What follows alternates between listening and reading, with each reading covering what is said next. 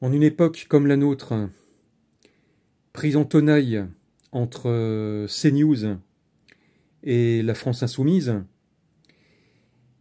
il est bon de se retourner vers Gustave Thibon, le grand, l'immense Gustave Thibon. Étroitesse à droite, mixture à gauche, écrivait-il. À droite, il est beaucoup trop de gens qui dorment. À gauche, il en est beaucoup trop qui rêvent. Notre tâche à nous est de rester éveillés. Gustave Thibon, 122 ans aujourd'hui, 2 septembre 2025. Je vis personnellement écartelé entre les 2 tomes de ses diagnostics. Alors le premier tome, Essai de physiologie sociale, est assez court, il est explosif, il dit tout. Il permet notamment de sortir de l'ornière de ce qu'on avait coutume d'appeler, de ce qu'on a coutume d'appeler la dissidence avec le mythe de la démocratie totale, le mythe du chouardisme et consorts. Gustave Thibon, j'ai horreur des excès des oppresseurs et plus encore de la revanche des opprimés. Mais le spectacle de ces 2 abîmes, comme disait Joseph de Maistre, ne doit pas susciter en nous une sorte de désespoir politique. Il existe un chemin de crête par où on échappe, en les dominant, à ces 2 gouffres opposés. C'est celui de la réforme, de la révolution si l'on veut, mue et dirigée par en haut. Car une révolution peut venir d'en haut. Une conversion est une révolution tout aussi profonde dans son ordre que l'irruption d'un cancer.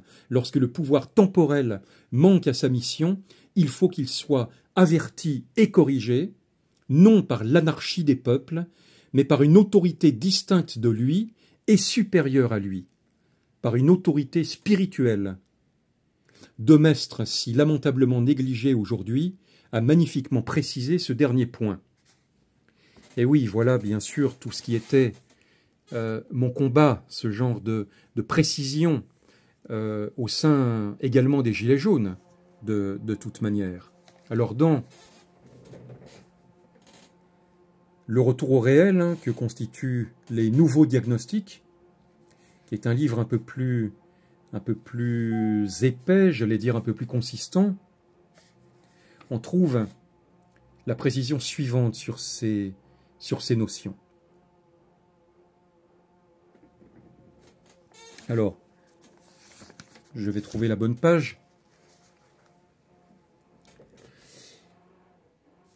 On ne peut se défendre de quelque inquiétude lorsqu'on trouve, sous la plume d'écrivains très catholiques, des expressions comme celle de quatrième état, de peuple émancipé ou parvenu à l'existence historique, de majorité sociale des masses, etc.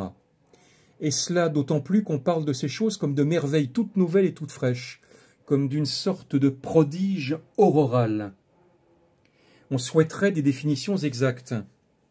Si tous ces mots sonores visent seulement à signifier que les couches dites inférieures de la société sont composées de personnes humaines, dont la liberté et la dignité doivent être reconnues et respectées, nous sommes pleinement d'accord. Mais alors, où est la nouveauté? Le moindre chrétien savait cela, 1000 ans avant la Déclaration des droits de l'homme. Si ces formules tentent à nous insinuer au contraire que les masses dont l'éducation est terminée n'ont plus besoin de tutelle et sont capables de régir elles-mêmes leur destinée, la chose alors est vraiment nouvelle. Mais cette nouveauté est de celle qu'on ne peut accueillir sans rire. Il ne s'agit pas de faire une apologie des idées de droite. Ces étiquettes sont stupides. Mais quand le char social est en train de verser dans le fossé de gauche, celui qui montre le milieu de la route ne peut pas faire autrement que d'être à droite. L'autorité, au sens où nous l'entendons, n'a pas d'autre mission que de défendre la liberté contre elle-même. Notre esprit de réaction se borne à réclamer pour le peuple la forme de tutelle qui assure à la liberté, à l'originalité des personnes et des groupes, le maximum d'harmonie et de rendement. l'harmonie, voilà, ça c'était le maître mot de Thibon, évidemment. Nous voyons, nous aussi, les imperfections des vieux systèmes sociaux, la misère matérielle et morale des hommes nous touche autant que quiconque, il arrive même que notre programme de réforme coïncide en certains points avec celui des révolutionnaires. Mais la différence essentielle entre eux et nous réside en ceci, que nous exigeons, avant de nous faire les promoteurs d'une réforme juste et généreuse, que les 3 conditions suivantes, dont les esprits révolutionnaires ne s'inquiètent pas, soient préalablement remplies. Voilà, alors là Thibon va préciser 3 points qui vont justifier, selon lui, une véritable révolution, c'est-à-dire une révolution qui ne peut venir que d'en haut, et qui s'opposera bien évidemment à la révolution d'en bas. Alors voici ces 3 points. Premièrement, il faut que cette réforme soit possible.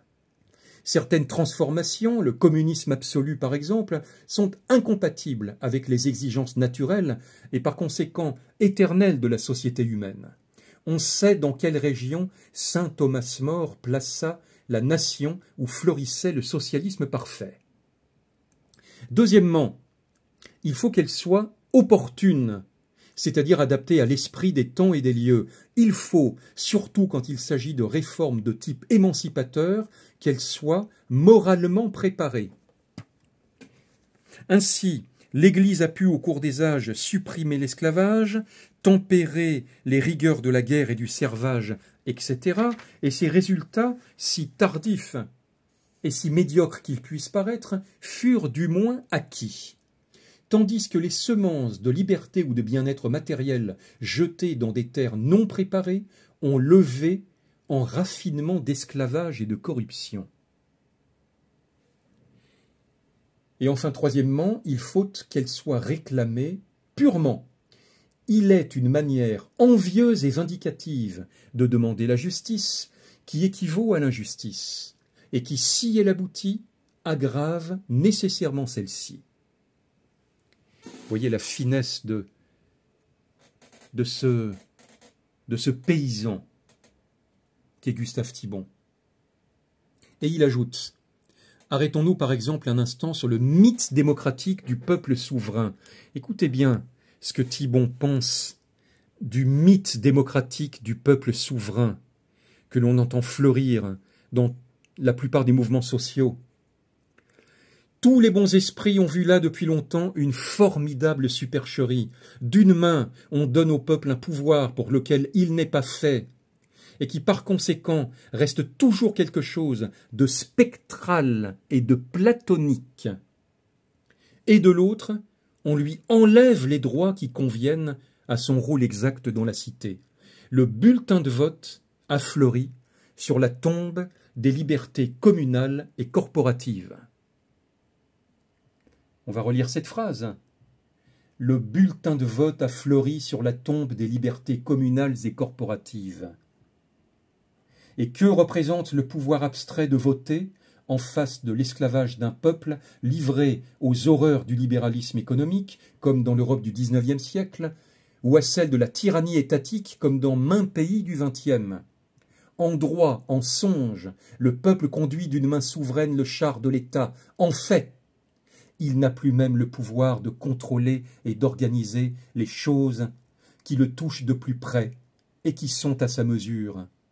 Tout ce qui concerne son pain quotidien, son indépendance et sa dignité professionnelle.